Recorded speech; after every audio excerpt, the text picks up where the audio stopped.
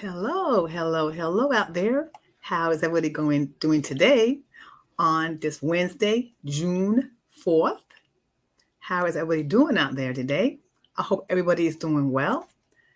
I hope so on this Wednesday. Hi, my name is Coach Dawn Allen, and I am the CEO of Stay Sexy Wellness, and I want to welcome you tonight to the Coach Dawn Allen podcast, episode 107. I can't believe the time flies. Welcome again to those who come every week and those who are new. Welcome. And tonight I have a very exciting episode tonight, as I always. My name is Coach Dawn Allen, and I'm the CEO of Stay Sexy Wellness. And I help middle-aged women who feel unworthy, forgotten, and unseen going from not being stressed out. That's tonight's episode about being stressed out. So not being stressed out and to have the energy, drive, and motivation by making small changes in our health, in our physical activity and nutrition so we can become fit, fine, fabulous, and so sexy, loving the self from the inside out. Yes, I love it. I love saying that. Fit, fine, fabulous, and so sexy, loving yourself from the inside out. Because baby, they cannot tell you just because you get a certain age, you're not sexy. I'm sorry. I do not believe that. Because sexy starts from the inside. You have to feel good. When you feel good and you're eating well and your body's doing well, feeling good, it's gonna show. It's gonna show on your skin, it's gonna show you, you're gonna have more action, you're gonna have more activity, you're gonna be running around, smiling. They're like, what? She looks good. Because you feel good on the inside and you're gonna show it on the outside. So tonight's episode 107, is called Stress Less in 2025. Stress less. And this evening, when you hear value, please let me know that you're feeling value. I want to know that I am doing justice by you. That's what I love to do. I love to educate all my individuals so they can be, like I said, fit, fine, fabulous, love yourself from the inside out. And I want you to also live long. I want you to have a long life, a healthy life. Because who wants to retire, okay, and and can't enjoy it? Because we all, we wish to, retire and do the things we want to do. If that's travel, if that's start a business, whatever your dream is. But you don't want to retire and not be able to enjoy it, not be able to walk, have to go to the doctors every 2 weeks. That happened to my dad. When he retired, he had to go to doctors every 2 weeks, and that was his quality of life. When I heard that, it just sparked something in me that I don't want that for me, and I surely don't want that for you either. So it kind of really nudged me a little bit to really understand, to really think about quality of life. Because we're all going to retire one day, God willing, and you want to enjoy our life. Who wants to work 40, 50, 60 years and then can't enjoy it? That's not God wants us to do. He wants us to live a prosperous life. So let me tell you my story. My story is this. One day, I was home sitting on my bed, just relaxing, and I got a nudge from the Lord to get on the scale.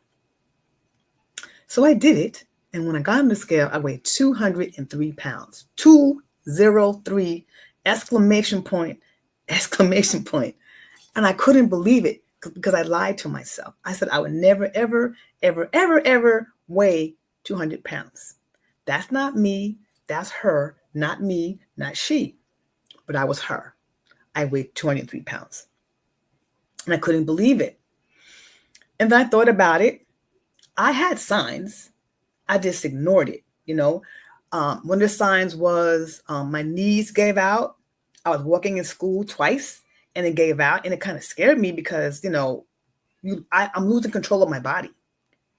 That's not cute. That's not cool. So when I go shopping, I would make sure I grab the shopping cart because I did not want to fall down. I didn't want my knees to collapse because there's no warning. So I'm like, and then I start looking around, and there's a lot of people with shopping carts. There's a lot of people with those motorized little carts. I'm like, oh no, I don't want to go. I don't want to do that. I don't want to get to that level. So I didn't do anything about it, but it was on my mind. I had the brain fog. I had the joints going on. It was I had signs. The doctor also told me, you need to lose weight. I heard him, but I didn't hear him. You know what I mean? Can you relate to that? Someone telling you something, but you ain't trying to hear him, but you ain't trying to hear him. That was me. And I remember the doctor saying that every year you gain 1 to 2 pounds. I did the math. I was about 50, 60 pounds overweight. 50, 60 pounds overweight. I'm like, dang. And I knew too, because I went from a size 14 to a size 18, 20. And I refused to buy another size bigger than that. No. But I still didn't do anything about it. Had all the signs. I still didn't do nothing about it. Nothing. And whenever you take pictures, I'd be the one hiding behind somebody. My sister may be on the call, but I put her in front of me because she's shorter than me. So I'm trying to hide all this thickness, all this loveliness. I was like, Or I sit somewhere or hide behind something. So I hide myself. Try to, just a face up type of thing, neck up. No body parts. No. That was me. If that was you, you understand? I was trying to hide this body. But I still didn't do anything about it until the Lord told me to get on the scale. And I really had a reality check. I know how I felt, but that 203, that was the last straw. That was it. That was the needle, or that was the last straw. I couldn't do anything else about it.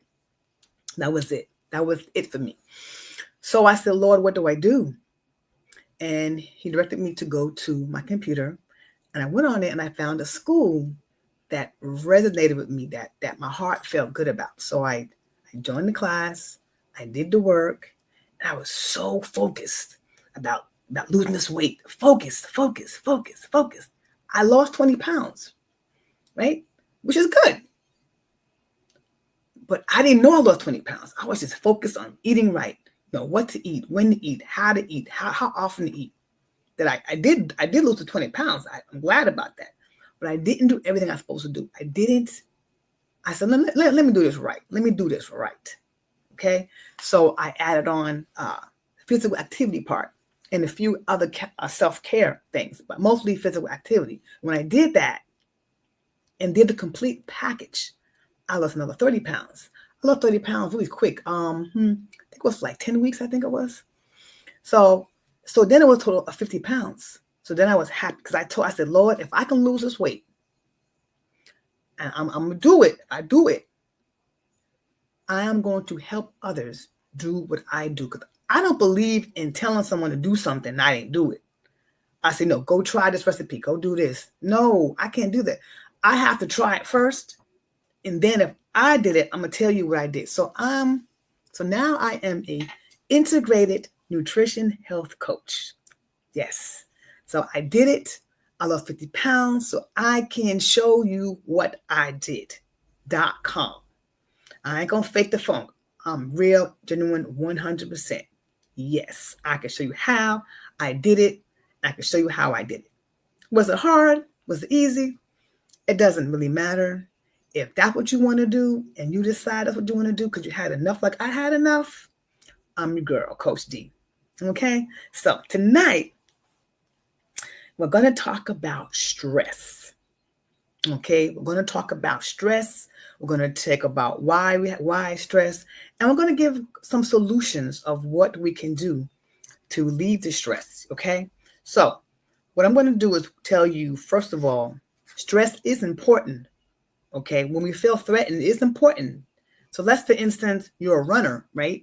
And you're at the blocks, and the gun goes off. You need that stress to get you going. It's like need that stress. So let's give another example. Let's say you're walking across the street, and the car horn. You're either gonna run or you're gonna walk, depending on the situation. But you need that adrenaline, that fast kick in. So stress is good, but is not good when it's prolonged. So when it's prolonged, then it can become mental and some health issues. And even sometimes when you hear the word stress, sometimes you might hear the word depression, and anxiety. It's kind of something, sometimes wrap it all around together. But I'm going to talk about stress. And if you have stress for a prolonged period of time, like I said, it can have a health issue.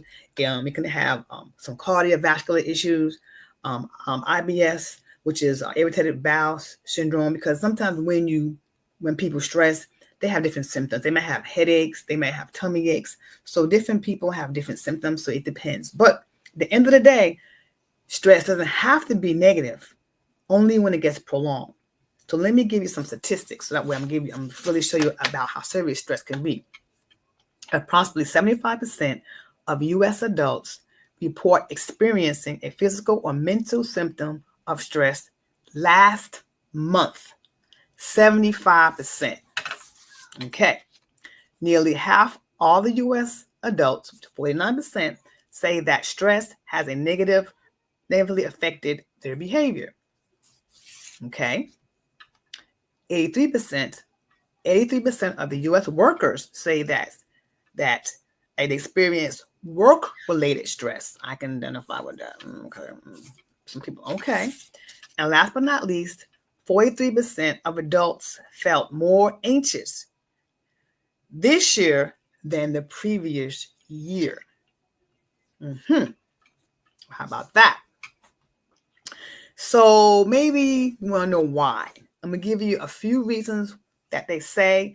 I'm sure there's many other reasons. So if you want to put in your chat what maybe some different, but I'm going to tell you what most of the research says, the top ones. Okay, so we have tension. Why do we have stressed out? We have tension because, well, we have tension about something, about someone, about work. It could be church, something at home, our friends, death. It could be the future. It could be political. It could be about your health. It could be about a big decision that you have to make. It could be about your future as well. But at the end of the day, it's about a big decision maybe you have to make one way or the other, but whatever it is causing stress in your life. So, question. So, some of the things, I'm going to talk about diet first. I'm going to talk about diet. Have you ever wondered why you crave sweets and cookies and cupcake when you're stressed out? Because I know I do. The first thing on my mind tells me is get something munchables, something sweet. And I have to fight myself. No. That's not good for you, but it's not your fault. It's biological. So don't get upset if you crave something sweet, because it's biological. So what happens is your adrenal gland secretes a hormone called cortisol. And what that does is stimulates your appetite. And it gives cravings. And one of the favorite things that it wants to crave is sugar and fatty foods. So don't get upset when you crave. It's kind of normal. It's biological. So what happens is the sugar and stuff, it soothes your brain center. So you really can't help it. So that's why when we get stressed out, we want them sweets, because our brain feels better when we have the sweets. Isn't that something? So one thing that we could do to help. Oh, and another thing, guys. A lot of people like drinking wine. They said it soothes them. It makes them calm. Well, most wine has sugar in it. Unless you get some kind of healthy wine that less sugar, most wine has sugar in it. And guess what that does? Now you already know. It makes you hungry. It gets you that. So what you want to do, we want to balance out. We want to have a balanced diet. You might want to also reduce caffeine, because caffeine makes you sleepy. Now, I'm sorry, it doesn't make you sleepy. It makes you stay up. And sleep is another thing you want to get sleep. So you want to have a more balanced meal. You want to add have vegetables and fruit, whole grains.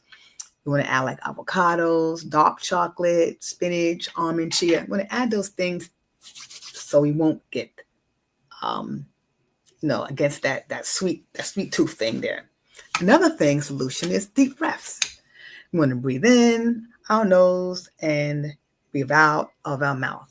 And what happens is, well, this activates our parasympathetic nervous system. What that does, it slows down your heart, and you just breathe calmly. It makes you calm. So breathing in, breathe it out, it calms you down and makes you relax. And that's what we want to do when we get stressed out. Another thing is movement, active movement. What happens with that? It releases our endorphins, okay? And that's a brain chemical, and it also helps us to calm and relax. And one thing you can do is some 20 minutes of movement. It could be walking. That helps to relax and that calm us down. Another thing we can do is disconnect from the TVs, from electronics, from social media.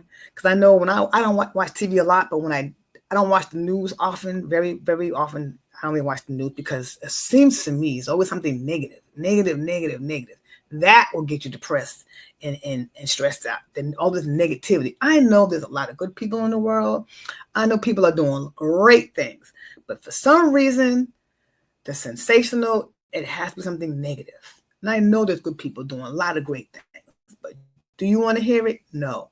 The only thing you hear is negative. And then when you're on email and Instagram, you start doing something, all of a sudden you're watching something else. And sometimes same thing. What you're interested in sometimes is the negative things. Another one is call a friend, relationship. Sometimes you need a community just for you to just download on them, or they lift you up and give you just tell you're a great person. You'll be all right. Sometimes you need that soothing from them. Like yesterday, my sister, she was good for me. I was having a bad day, and I was ranting and raging, and just had a day. I was just had a bad day, and she was like, we don't give up. We don't do this. We don't get up. I'm hanging up now because you're talking crazy talk. I call it back. I apologize. Thank you for listening at me ranting. I needed to get that out of my head because sometimes it goes around your head and you just cannot get relief. So by her letting me just talk and just get it out, it helped me so much. I felt so much better. Sometimes we just need that support when we feel overwhelmed with things. Another thing is sleep, rest. It does help because you know what? When you don't get enough sleep, it makes it harder to handle the stress. So we need to get more rest. That way we make a better decision. It's just like, you have a car and the car doesn't have no brakes. It can go, but it's not very wise. Okay. So sleep, when you get sleep, you can make a better decision when you're well rested. And one more is journaling, or maybe a gratitude book. We just write down your thoughts, get it from your brain down to the pencil. And sometimes even emotional movement, it helps you and it keeps you calm. It improves your psychological, social, and physical health when you are writing. And there are many, many, many more.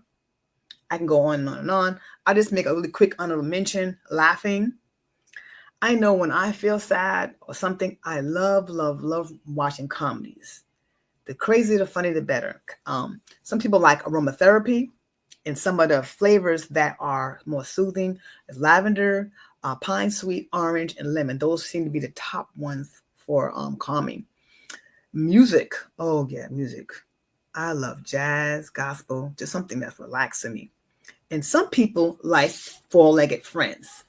Four-legged friends also calms them down. I don't know if it's the petting or the distraction. I don't know, but something about pets soothes people. Some people just love their pets. So that is tonight. But I do want to add one more thing, that on June 25th, which is a Thursday, at 8 o'clock, I will have my masterclass. Yes.